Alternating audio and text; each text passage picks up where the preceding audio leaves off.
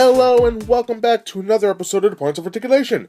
My name's Dave, and today we're looking at the Star Wars Black Series titanium ship, the Imperial cargo shuttle.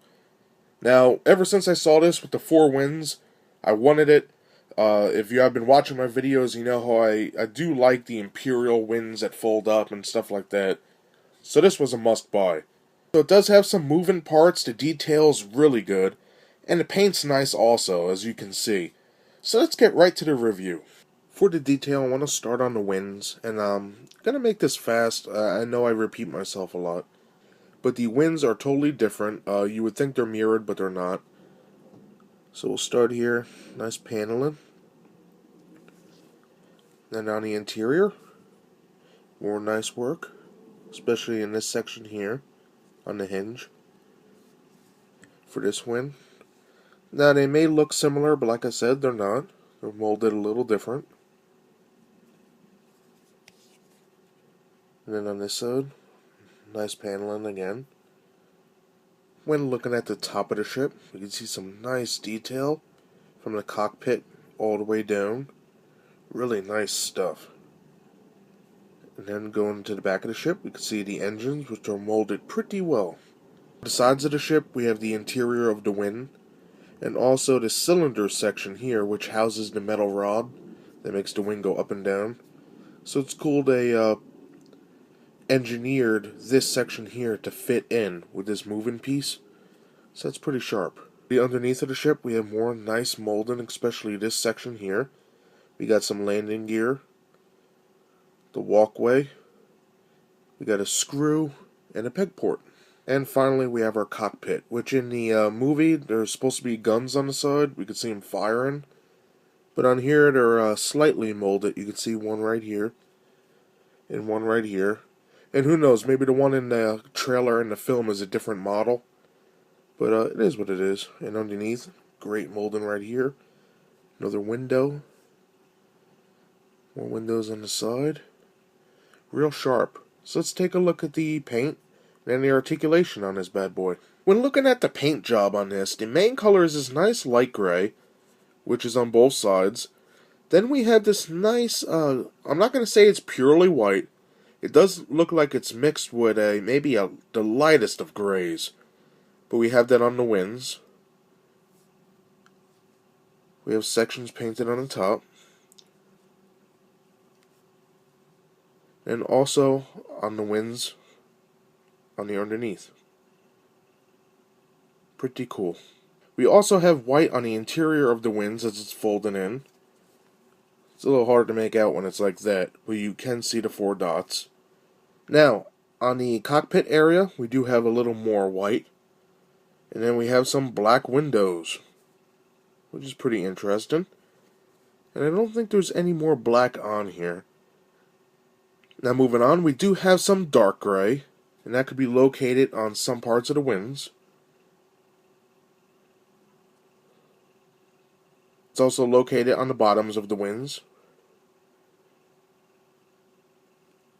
And then turning it to the back, we have, I would say, sky blue engines. That's always nice to see that. We have orange, painted on the 2 sides right here. We're not done yet, because on some sides of these wings, we have, it looks to be like dirt. It's sort of glossy, and it's like patches on this wing, and this wing right here.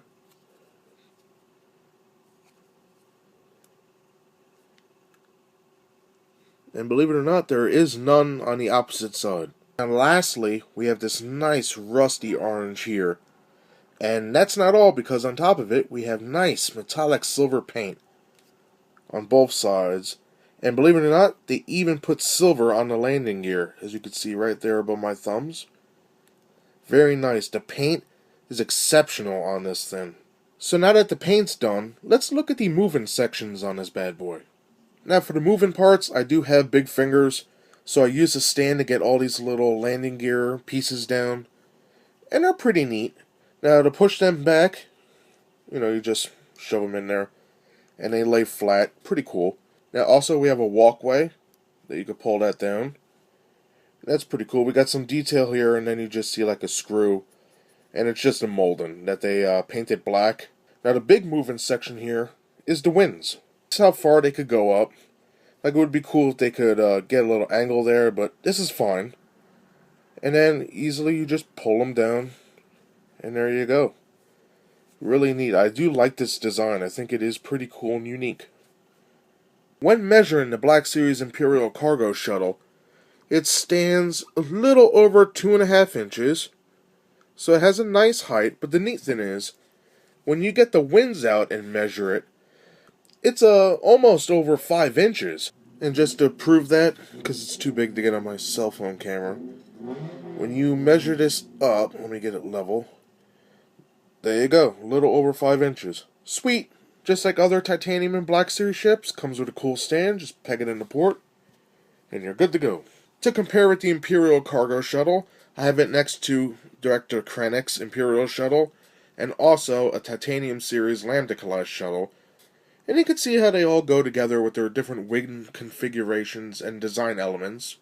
And that does it for my review of the Star Wars Black Series Titanium Imperial cargo shuttle from the film Rogue One: A Star Wars Story, coming out December 16th, which is next month. I really do enjoy this ship. It seems like all the new Imperial designs are interesting and pretty awesome in my own opinion. This model has a lot going for it. It's got the detail, the paint, the moving parts, the landing gear, the drop-down walkway. It's got everything you could want, and the stand's a nice touch as well. Just as with all Titanium and Black Series ships. I recommend this guide to anybody who's a collector of die-cast ships, Imperial starships, and that's basically all I have to say about it. I found this on Amazon. I ordered it with the Death Star and a couple others. But you should be able to find this at Walmart, Target, Toys R Us, any day now. So thank you very much for watching. I hope you enjoyed my review, and I'll see you next time. Bye.